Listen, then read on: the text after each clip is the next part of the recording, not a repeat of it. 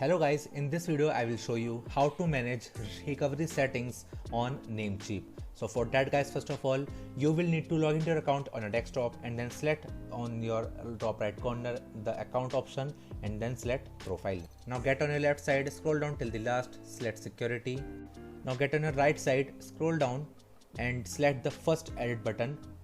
Now here you guys can choose and manage your recovery options that you want to recover your password through which method. The first one says username, that you can reset your password by providing your username.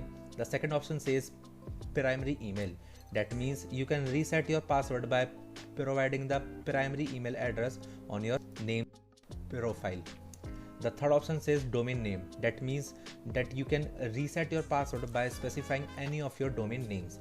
And after selecting one of these options, or you can even select all of these just like that, now you just need to select on this save changes, and that's how you guys can manage all of your recovery options and settings right here. And that's it for the video guys. If you find this video helpful, then make sure to share this video with your family and friends, and also subscribe to our channel for more such content, and thanks for watching.